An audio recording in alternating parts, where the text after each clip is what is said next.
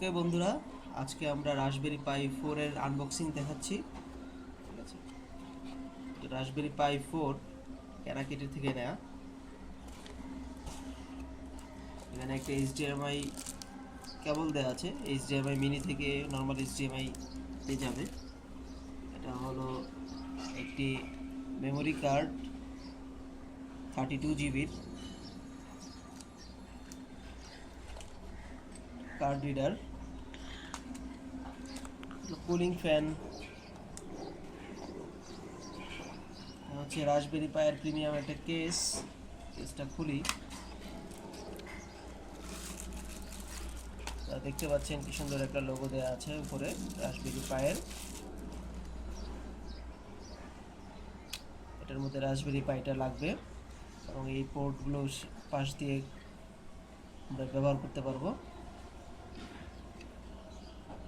এটা সাইড করে রাখছি।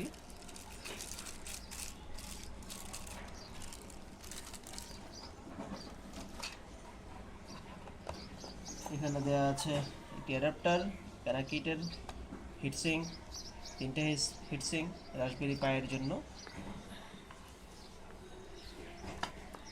একটা সুইচ দেওয়া আছে যেটা অ্যাডাপ্টারের সঙ্গে রাসবেরি পাইতে কানেক্ট করবে।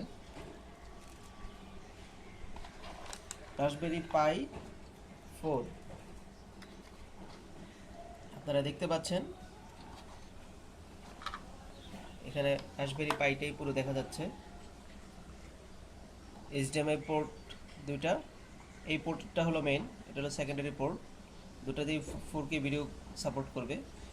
টাইপ সি চার্জিং পোর্ট, হলো অডিও পোর্ট,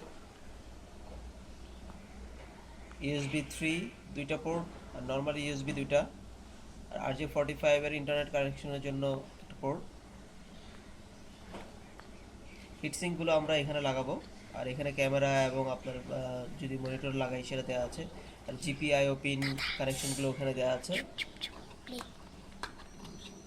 আচ্ছা, তবে আমরা রাসবেরি পাই কানেক্ট করার জন্য নর্মাল আমার যেহেতু ভিজিএ মনিটর, সেই ভিজিএ মনিটর কানেক্ট করার জন্য একটা কনভার্টার লাগবে এইচডিএমআই মিনি থেকে ভিজিএ নর্মাল কানেক্ট করার জন্য। সবার আগে